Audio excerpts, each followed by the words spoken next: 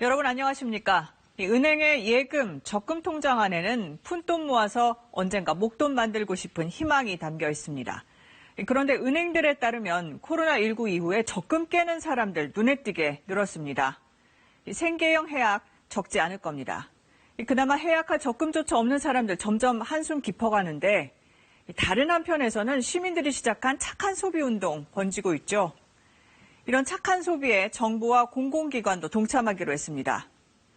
코로나19가 만든 이른바 죽음의 협곡, 자영업자와 기업들이 이 험한 고비 넘기도록 민과 관이 합심해서 돕겠다는 겁니다.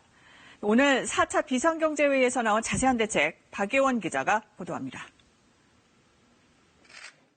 살 것 앞당겨 사고 돈도 미리 써서 피해 업종을 돕겠다는 게 이번 대책의 핵심입니다. 음식점 등의 900억 원, 항공권의 1,600억 원, 국제행사와 축제 관련 업종의 1,400억 원어치를 상반기 안에 미리 계약해 최대 80%까지 먼저 결제합니다. 원격 수업을 위한 스마트 기기, 방역 물품 등 비축 자산과 업무용 자동차 등도 상반기에 앞당겨 사는 등 2조 1,000억 원을 풀어 내수 시장이 위기를 버티도록 돕겠다는 겁니다. 중앙부처뿐 아니라 공공기관, 지자체, 지방공기업까지 모두 동참하여 어려운 전국 곳곳의 상권에 도움이 될 수 있도록 하겠습니다.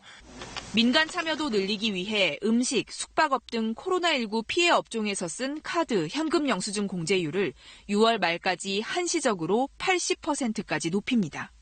총 급여 5천만 원인 근로자가 상반기에 신용카드로 2천만 원을 쓴다면 225만 원인 공제액이 한도인 300만 원까지 늘어나는 겁니다.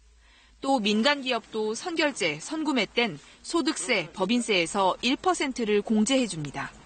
중소기업, 개인사업자는 종합소득세 납부를 8월 말로 미뤄주고 손실본 기업에 세금 돌려주는 건 6개월가량 앞당기기로 했습니다. 경영사정 악화로 결손기업 증가가 예상되고 그만큼 당장의 현금 유동성 문제가 절실할 것으로 생각됩니다. 이에 중소기업에 대해 상반기 결손금 조기 소급 공제를 허용하고자 합니다. 또 코로나19로 연체 위기에 빠진 자영업자뿐 아니라 개인 가계대출에 대해서도 최대 1년간 원금 상환을 미뤄주기로 했습니다. KBS 뉴스 박예원입니다.